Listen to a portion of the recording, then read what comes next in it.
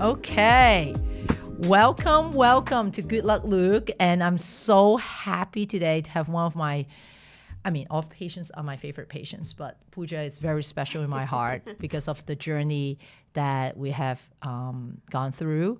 And so first of all, I want to welcome Puja for coming into my program, Heart to Heart. This is a podcast that I started actually right before COVID. But due to COVID and many circumstances, we stopped. Patients had told me they had a very happy experiences just listening, not feeling alone when they're listening to the podcast. So we want to continue that. That's why we're here today. Thank you. Okay. Thank you for having me. I appreciate it. Anyway, okay, Puja. Talk to me a little bit. I think we just went through, like, Dr. Luk, I knew you would since 2017. Tell me, remind me, how we met. And so my journey started in 2015. I went to 2 different IVF doctors. I did probably about 4 cycles with each of them. And both doctors said, you know what, you got to give it up. It's not going to happen for you. And then so I do remember going to my acupuncturist, and she's like, there's only one woman that I know that could probably help you. I know her very well. She just started to practice. She comes from Hope, and you have to go see her. But I was really adamant in not going to the city, but she's like, you have to just venture to the city. That is just something you're going to have to do. So I ventured in, and it was a Saturday I met you. We walked in, me and my husband walked in, and the first thing you said is, if you stick by me, I will stick by you. Those are the 2 words you said, and we'll make this happen. Okay, well, Puja, you're going to make me cry. I know you're going to get to all the story. Oh, my God. Okay. How do you remember it was a Saturday? Because my husband came with me. We were off of work, and then we went out to lunch afterwards. So I know it's a Saturday. Yeah, okay. I remember it was a Saturday. So to give audience, I don't know, I'm aging myself, so some patients think, which is a good comment. They're like, Dr. Luk, you look so young. Actually, I've been practicing now in the city over 10 years. And when Puja met me, I was just transitioning to a new practice. And it was not even Gen X then, if you met me a little bit earlier. And I was in Upper West Side at one point, but it may be also in the same office on the 5th floor. I was on the 5th floor. Yeah, it was on the 5th floor because we did move for that practice. I know it's also very fascinating that somehow with the most recent, we did move them, we've moved back to the same 5th floor, but now that 5th floor is for administrative staff. And me and Puja will tell you more about what happened on the 5th floor because this is when COVID hit and so forth. But it was 2015. I just finished my fellowship for 3-4 years and practicing. This was my 4th year, but something I became really, really passionate about was diminished ovarian reserve. I became at that point, and I never shared this with Puja, so this is a great, session with my patient. I never tell them my career and things like that. So this is my first. I think that's why you had the confidence because you knew I had that, but I didn't know what that was at the time. I was like, "What is that?" And then another thing is I was trying to break the norm because I didn't know lots of centers do not want to take patients with diminished ovarian reserve, or they would do something to them that they may not get the results. And I personally think they do more that it gets worse. Right. I started at 39, I didn't have any problems, and suddenly 4 cycles later, everything just stopped. What happened? Where's my menstrual cycle? So I feel like they made things worse because they don't understand. Talk to me a little bit, Puja. I always put audience because some patients, this is for our patient empowerment. What happened? How you got married? Talk to me about that love story, how the baby, Yeah, so I got married in 2015 and we decided we were going to start, planning for a family right away because, we're both older. And I wanted to get myself checked out. And I did get myself checked out. And they said, I even got myself checked out before I got married. And they basically said I was okay, but I had to do it in a fast pace. I couldn't wait around a couple of years. So we tried, but it wasn't, we weren't successful. So I decided to go to a fertility doctor to see what was going on. And they were like, well, you need IVF. And then after that, I was... And sperm was fine. Like, everything suppose is fine. Your tubes are fine. My uterus is fine. Like, every test came back normal. Like, everything was fine. And you were young. You just said 35. Yeah, I was right? 39. 39. Okay. Yeah. But Still, I started my just checking on my fertility at 38. Got you. Okay. And even my AMH was good. Okay. At that time. The ovaries was fine. They didn't say like, and oh my God. And my AMH was really, really good. Like, it was like 2 or something. It was like really good. And then I did 4 cycles of IVF in like 2 years. And it went from like 2 down to like 0.5. Mm-hmm. And then when I went to see you, it was like 0.04. Yes. It was just like it was just like, what happened overnight? And I believe it's definitely over-medicating. Like, my body was already old, and now you're over-medicating the process instead of understanding the process. So. And it's just want the audience to know what's AMH. Ovarian reserve are defined by 3 parameters. One is day 3 FSH. Second, follicular count on each ovaries. During ultrasound, you can take a look at that. And then AMH, which is anti-Müllerian hormone, where we expect in a patients, they are in their 30s, should be ranging between 1.5 onward. It can be as high. If you have something called PCOS, you can even go to 10. We don't... anything above 1.5, we say, oh, okay, you are average, or sometimes some patients expect want to have 20 eggs retrieval. So I usually try to equate AMH with a number, like 2.5 is equal to 10-ish. So again, guys, there's no absolute. We never, as a human, many of our numbers never we never define us by number. So AMH can be 2.5, can be 2.0. So from what Puja is saying, that she did have a good quantity of eggs. Yes. At that age, yes. I was average. Wow. And talk to me a little bit, like, what did the doctor say, like, before you seeing me? Well, I decided to do IUIs in the beginning. So I must have done like 10 IUIs. I don't even remember. It was so many. And it was just not working. And then they decided to do IVF, and they pumped me with so many hormones. I mean, triple the amount that we probably did. Mm-hmm. It was so many. And I felt so sick. And then suddenly, like, just my menstrual cycle was just not coming back correctly. Will you start to be irregular when you saw me? Or you were still regular? I remember we were waiting for the egg. Yeah. I was, with like some cycles. Yeah. You're like, Dr. Wen's coming. I'm like, Puja, don't be... this is on the 5th floor. Back in... because I had told you that my menstrual cycle is irregular now. And that's why you said, we have to be patient at this point to get this. Like, we can't do the 2-week process with me. We can't hope in 2 weeks we're going to get enough just to get me We pregnant. can also pour you with medications. Usually classically many centers or many other doctors will pour you with medication and say, let's hit that ovary harder to get more eggs. It didn't work, though. It didn't. They kept pumping me more and more every cycle, and it actually backfired and did nothing. Absolutely zero. Then how... Puja, you also have a very unique medical history. I don't know if you want to share. Like, when you're young, there was things... Yeah, when I hit 26, I got meningitis from the World Trade Center. I was working the World Trade Center because I was part of media at that time. So, so I got sick. You mean from the 9/11? 9/11. I was working down in Ground Zero, like just covering with the news. And so I got sick, and I became paralyzed. So all these IVF doctors kept equating everything that was going on with me because I had meningitis in the past, and I was paralyzed from the waist down. So I must have messed. And how long? First of all, thank you for all your work and reporting back in. That it was a very traumatic day. I still remember I was in medical school. How long? What happened? Like, you were? I mean, it was very stressful. I bet it was on Ground Zero, and I went home, I had a headache, and I just didn't wake up. And you were working there day in and day out? It was different segments, whether we were doing like charity segments with the governor, or we were doing like firefighter segments. It was all different. And, I was part of local news. And do it dust, still not clean up at that point. Yeah. It was like, it was dust, debris everywhere. Yeah. It was, it was bad. So I was always down there. I was always traveling. And how long the duration before the meningitis start to? A few months. Wow. So you were there for a few months. Okay. Yeah. It was like, I think, I got sick it was less than a year. So I was sick within 6 months from that. Okay. Paralyzed is a big deal. So how long, I woke up paralyzed after being in a coma for probably 2 months or something. Yeah. I bet your parents, your family were. Yeah. I mean, that's a big deal. I remember that was my first. Right. I You remember. were concerned about that I too, was. 'cause I was you were talking to you like- for a while on that because obviously I don't have lots of Because patience. I lost my period after that, And and then I didn't get it back for a year. You have also had a Foley for going. Yeah, I had a Foley for almost a year too. Yeah.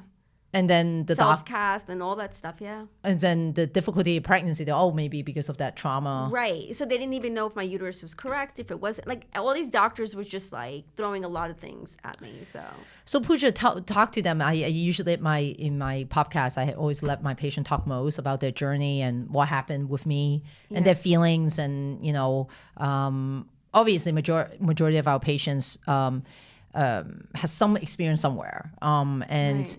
And this podcast I want to focus on is quantity of eggs and the different approach that we have done. And also just how did you find your doctors? There's so many questions out there. The first doctor was a referral from my friend. And everybody goes there. It's, it's North Shore, Manhasset, everybody goes there. So I went, and she obviously didn't specialize in what I had. And then the second one was RMA, which everybody goes to too.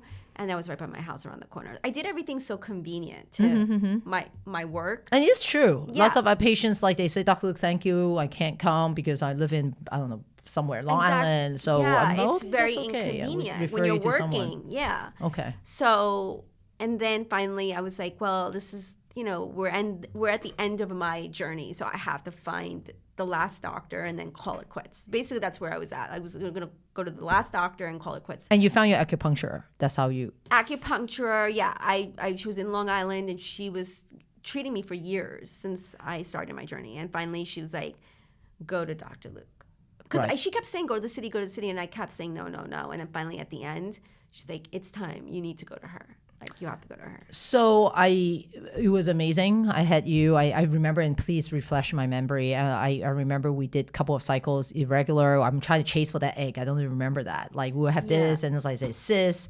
But we didn't do regular cycles. We always did. We did no medication because you were like, you can't. Like, you're very, like, it's diminishing. So the more medication you pump, the worse it's gonna get. So I do remember I didn't get pumped with medication at all. I think birth control was the only thing. Yes, because the FSH, it was very high. Yeah, to lower it down. Yeah, to lower it down. It's like kind of manipulating the body. Yeah, with high numbers, 50, 60 at one point. Right, and then increase the estrogen, and then hopefully that will cause a follicle to grow. Yeah, oh my God. Puja, you can be a science teacher. Well, you taught me, you're like, estrogen is water to the follicle, right? It makes things grow, so... Okay, great. And then I think when we're chasing the follicles, as you and I it was not that easy because it's not 1 month per egg. It's going to be a year. You may have 4 retrieval because now we don't know when is this follicle falling. We were doing it every cycle. I was coming in every cycle. Yes. And if I get an egg, like Dr. Najak would take it out. And I still remember I would do no anesthesia. So they would take, because I couldn't do it every month. Right. And he would take it out. I was in pain. And some days it was like, we got it.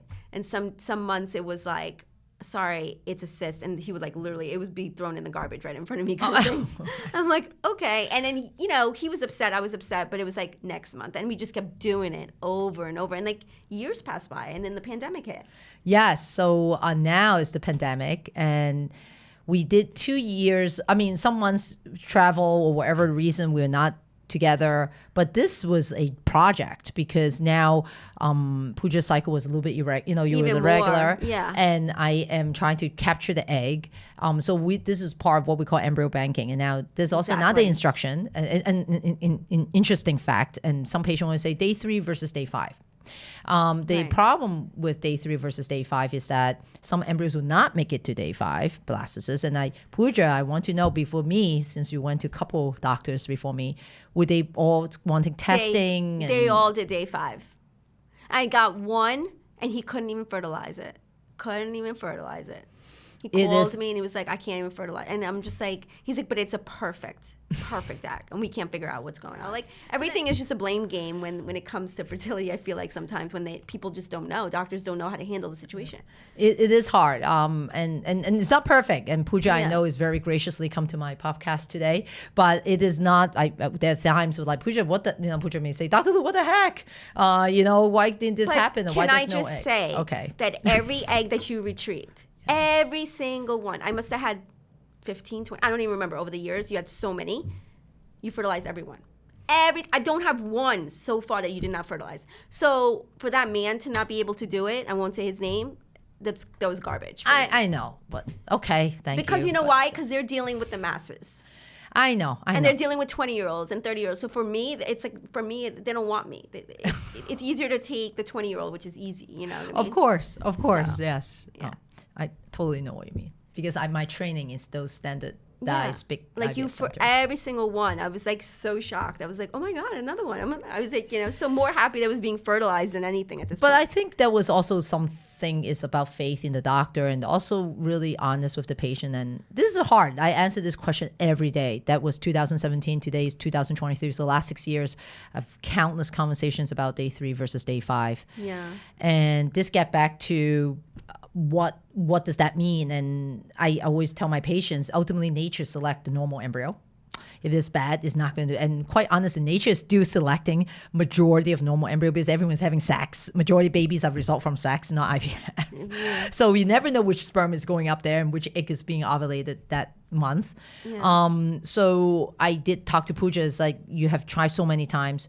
Maybe we should not all doing blasts. We should do a diversification, some blast, some day 3. So it is true, however, not that any other doctors are not scientific. Day 5 embryos, which is meant to be blastocysts, are always better implantation rate than day 3. But there are patients, I truly believe, that would never make it to blastocysts for whatever the reason is. Either the cell is not the vitamin to the egg, whatever, cellular structure, things that you cannot test by genetics, something that cannot make to propel to blastocysts. They may make it to day 3. And that may be 4 or 5%, depending on age groups, right? That may be live birth. I don't want to sacrifice that 4 to 5% because we do have those 4, 5% stories here like today where they may make it, and if we have transfer it and not instead of putting in the laboratory. So those are lots of personal decision that, my patients and I have to make every day. But I remember my decisions every day was a decision, and I'm like, you're the mama bear, just pick it. I don't know. Like, I was just always blank on the decision. I was like, Dr. Luk, you just pick. Whatever you want, I'll just say yes to it. Like, I just didn't know. It was hard. Yeah, because some of this, why I just said the logic. Sometimes I say 3 times. Patients, I say at the beginning of the cycle, I say at the end. Patient was like, well, Dr. Luk, you just pick. Then I go through the logic because there's still blind spot. Puja has been very humbling, my experience. And I know we're going to go on to COVID and how we went through that together. But it is a very humbling experience because at the end, I don't know which one is the one.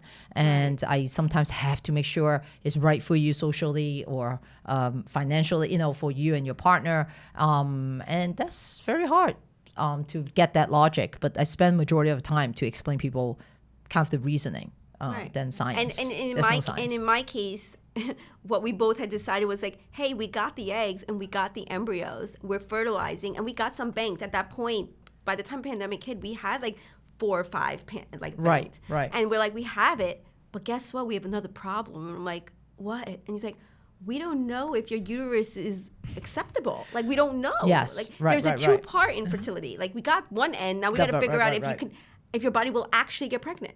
Sometimes there's unknowns of why women don't get pregnant either. That is correct. So it was like, oh my God, another problem on top of a problem. Well, during the COVID, so let me explain what happened during COVID. I think that is, so now we went into 2019-20.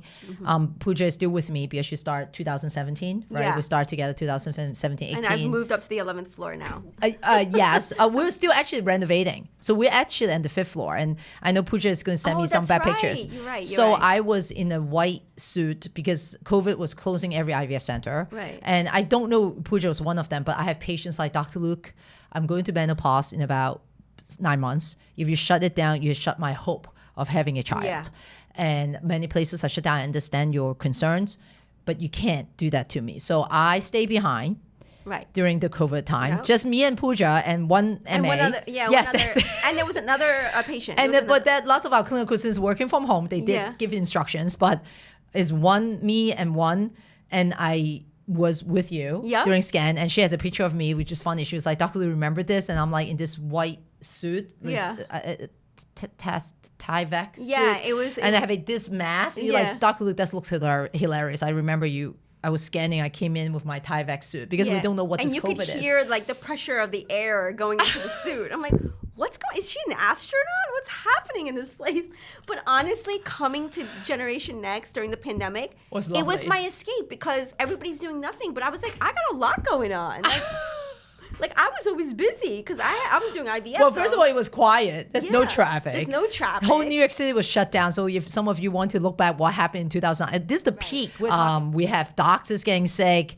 But we really held it. I mean, I do have to say I had lots of balls because I felt like I don't want it to go away. Like I'm serving you guys. And I remember patients like, Dr. Luk, cannot go away during this, because if I lose this cycle, I don't know how many cycles left because I take care of diminished ovarian reserve patients.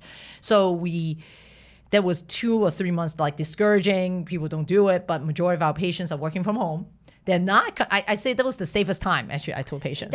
Because with your partner, there's no one in the public transport and people are driving majority because they're so scared. So it's interesting. Yeah. I don't know. This was it was funny when I walked in and you had the suit on. I was like, Dr. Luk, you know what? And you're like, what? I'm like, I'll tell you one thing. If I'm gonna get pregnant, it's gonna be during the pandemic. And you just looked at me and you're like, why? I'm like, because there's no stress. It is so fun at home. Like there's nothing to do but to relax and not even think of anything. Yes. And you just looked at me and you're like, all right. So Puja, after we got it, we tried to transfer. I would let you talk about the rest of the stories. So we did our first transfer during the pandemic in July because that's the first time the governor let us do transfers. Yeah, oh my God, I forgot about that. Yeah, remember there was a governor who had mandated no transfers, but retrievals were allowed. Yeah, or the ASRM or some committee. Maybe not Governor Cuomo. Yeah, during January. But they did the release a statement. I have to think back. From January to July, I did all retrievals. And then in July, you're like, okay, we have a lot. Like, let's just try putting them. I got to see what's going on. So we put it in July, and I got pregnant. Or June or July, I got pregnant. Yeah. And you were like, oh, we were all like, and then I lost the baby 2 months later. It was a miscarriage, my first miscarriage.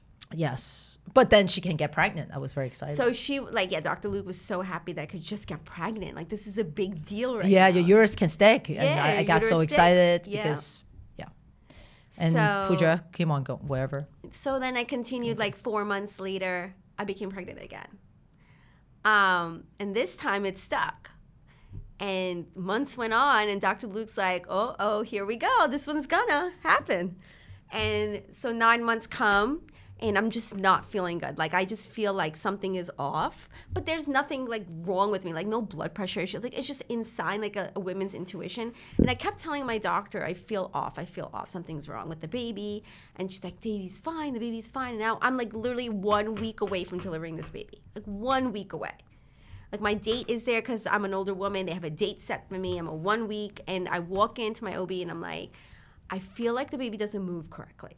And then she's like, but that's been going on since your pregnancy. Your baby just isn't that moving type. Plus, my umbilical cord was set on a higher level where it was like a cushion. So I couldn't feel it as much. And then next thing you know, 2 days later, I go back to the hospital near my house because I still felt it. And they're like, the baby's fine. Look, she's sleeping. Look at her eyes, blah, blah. She has 120 heartbeats. She's perfect. I went home 4 hours later, and she passed away in my stomach. Yeah. And I got a call from a doctor who was actually my mentor at Harvard, at Mass General when I was younger, doing my residency. It was one of the toughest phone call I have taken in the last, 10 years.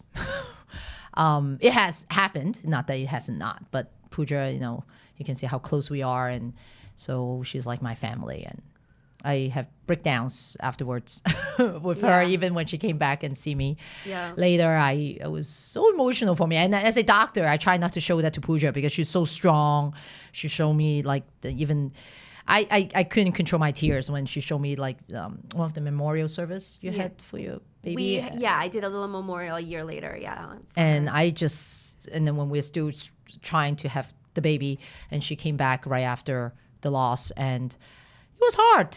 Puja, you're so amazing woman. Like, she pushed me on. She's like, Dr. Luk, let's go again. Come on. And my heart's like, Puja, are you ready? You know, me, I was still healing. I mean, it's kind of embarrassing to say. I mean, as the doctor, I should be your, iron. Well, I think it was a lot of stress too for you, because I lost a child, and now you're thinking, what do we have in the reserve, and is it going to be possible, and could it be? And there's other questions. When you give birth, the uterus changes, and you don't know if that uterus changed for the good or if it changed for the bad. Like, there's a lot of things that happen during. And pregnancy. Yes, and I know I was digging because I hated the loss. I hated the despair. I'm like, hey, Puja, and I try to control myself because I don't want to make you also question about yourself and your body, and that you cannot be a mom because that's what you ever wanted. So that was a big, I think, attachment to it. And we did another cycle, and I tried and didn't get pregnant. And at that point I was questioning myself. I'm like, did something happen in the uterus? She passed away. Maybe it was something wrong in my uterus, that something happened, and maybe I won't get pregnant again, and that's it. So then the surrogate came into play, where you yelled at me about the surrogate and said, do not get a surrogate. Sometimes I don't remember. Yeah, you're like, do not get the surrogate. You just kept saying it. Like, there's nothing wrong with you. Do not get it. But I insisted on the surrogate. Yeah, I insisted. Because as a doctor, it's very scary to make those absolute statements. Yeah. Because you don't know for 100%. Because you never know. No, because Dr. Haidt had done the test on my uterus. Yes, and then I knew in my scientific sense, like, it should not be your uterus. Yeah. I know. But I did get the surrogate, and it didn't work out, because it wasn't meant to work out with her. But what the surrogate did for me is it gave me peace of mind, and it gave me confidence, because I knew that all the stress was going to be on her and not me. Right. So all that stress I had built up, it was off my shoulders. So after the surrogate didn't work out, you're like, let's just try. The surrogate we can't use her. And we put it in, but there was no stress at that point, because, I was dealing with so much with the surrogate that I became pregnant. Yes. Yep. And then 9 months later, I had a little baby girl. What a journey. 2017. Last 6 years is just, you're an amazing woman. Yeah. That's all I can say. 4 months ago, I had a little And baby I still remember your mom.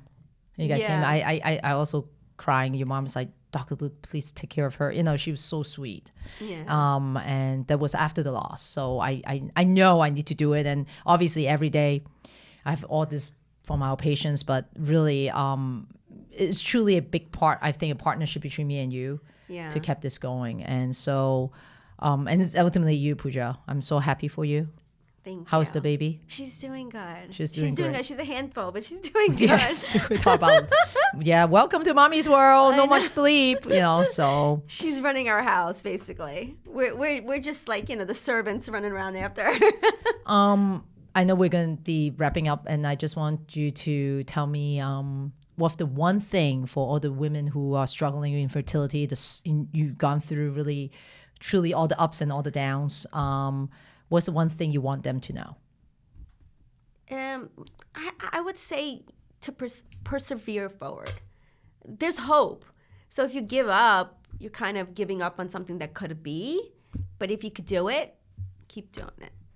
And finding the right doctor is key. Because if I would have found Dr. Luk at 39, my child would be probably how many years old by now? And I wouldn't have probably gone so many ups and downs because my fertility was perfect at that point.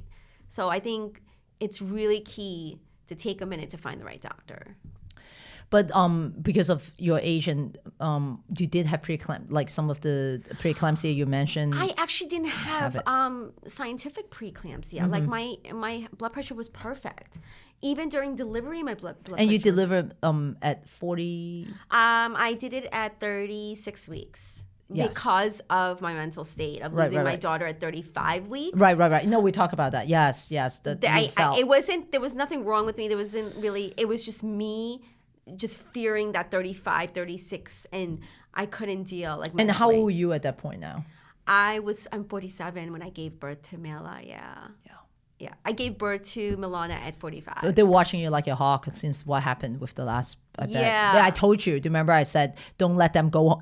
Just stay in the hospital. I told Puja just stay. I hope all the OB/GYNs are not going to yell at me. I'm like, just stay there. Do you remember I said, don't let them get. And I followed that. I followed that because at the end, I was like, I had an intuition the first time. I didn't do enough. So this time I just kept going to labor and delivery every 2 days. Yeah. I told her just stay. Every 2 days I was in labor and delivery and they kind of knew me. They called me the Indian girl. She's back. She's outside. Oh, God.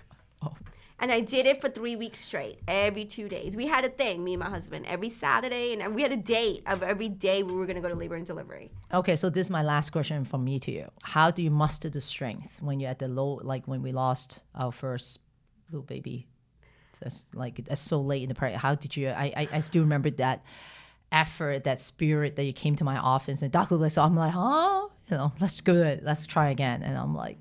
I think it was just because it was years and years of just working so hard at something. And it's like, how can I just give up? And she's there for a reason. Like, if I gave up on her, like, it's unfair. Like, she came to me for a reason. So I needed to give her a sister. Right. Well, I didn't know it was a sister. I thought it was a brother, but it came out to be a sister. So I had to, I did it for her. Well, Puja, I know. I told you. See, you're going to make me cry now. Thank you so much for coming here today. I really appreciate for you sharing a story, and it's really amazing to have you. Oh, thank you, Dr. Luk. Thank you so much. Okay. Thank you. Thank you, guys.